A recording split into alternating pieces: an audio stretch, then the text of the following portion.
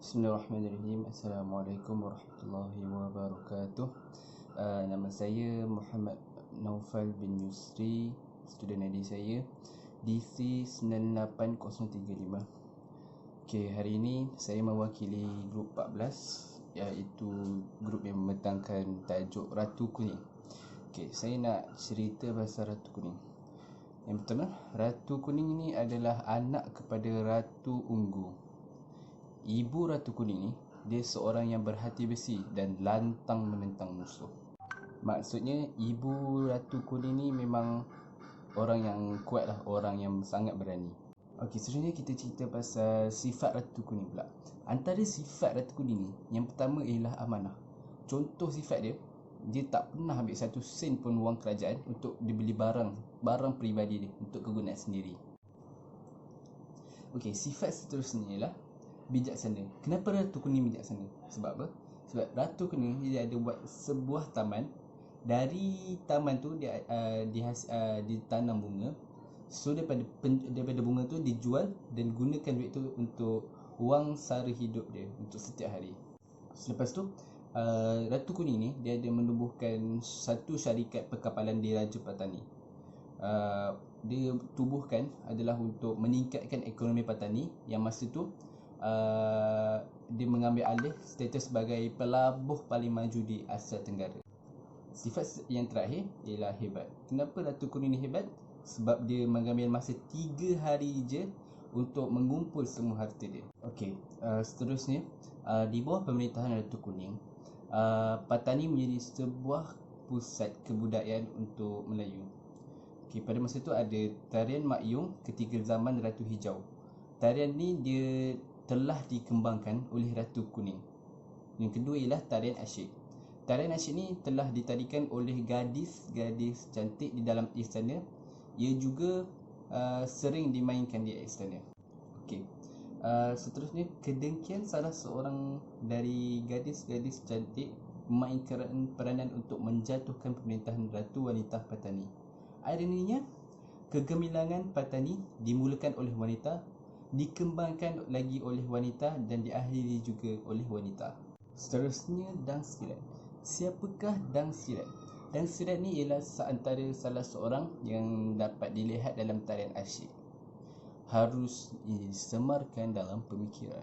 Okey, Dang Sirat ni dia ada satu kelebihan iaitu mempunyai suara yang merdu tapi bukan fizikalnya. Maknanya rupa dia taklah berapa cantik. Lepas tu dia nak merampas suami Ratu Kuning. Macam mana dia nak rampas suami Ratu Kuning? Dia gunakan ubat-ubat iaitu menggunakan ilmu hitam dan dia hantar kepada seluruh Patani supaya semua orang melihat rupa muka Dang Sirat ni tak ada tandingan daripada mana wanita. Maknanya dia lah paling cantik dekat situ. Okey, lepas tu yang di Pertuan Muda Johor iaitu suami kepada Ratu Kuning, yang ilmu hitam yang dihantar Dang Sirat kepada dia tu sangat kuat sampai yang di Pertuan Muda Johor tu buat membina sebuah istana untuk dijadikan gerdik Dang Sirat. Lepas tu dia dah buat istana sampai dia mengabaikan tanggungjawab dia sebagai suami kepada Ratu Kuning yang mengandungi anak mereka pada masa itu. Okey, lepas tu Dang Sirat ni semakin lama semakin melampau dia punya permintaan.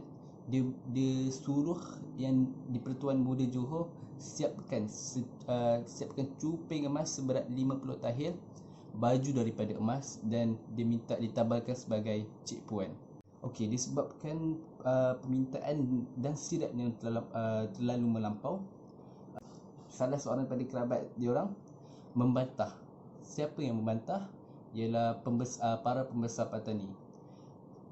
Apabila dibantah oleh mereka, yang di Pertuan Muda Johor naik murka, lalu mengejar para pembesar Patani di atas seekor gajah bersama Dang Sirat. Okey, ubat guna-guna yang digunakan oleh Dang Sirat tu dia dipasang dekat sanggul dia. Lepas tu masa dia orang kejar para pembesar Patani tu telah menjadi sejarah kerana ubat-ubat guna yang digunakan oleh Dang Sirat tu telah jatuh ke tanah. Apabila ubat guna-guna tu jatuh ke tanah, wajah Dang Sirat ni telah bertukar menjadi hitam, hodoh dan kegemukan. Selepas Yang di-Pertuan Muda Johor menyedari muka dia telah berubah, dan dia telah sedar dia telah digunakan oleh ubat guna-guna tu, Yang di-Pertuan Muda Johor pun menikam dan sirat. Okey, akibat peristiwa yang berlaku kepada Ratu Kuning tu, iaitu yang suaminya yang di-Pertuan Muda Johor telah digunakan ubat guna-guna. Peristiwa tu dia telah meninggalkan kesan emosi yang mendalam, sangat dalam kepada Ratu Kuning. Ratu Kuning ni dia buat keputusan dia dah tak peduli dah apa lagi pasal pemerintahan, sehingga pembesar Raja Mir menggulingkan dia daripada kerabat raja. Tetapi selepas kejadian tersebut, pembesar Raja Mir telah ditangkap dan dibunuh sebab dia menderhaka kepada kerajaan.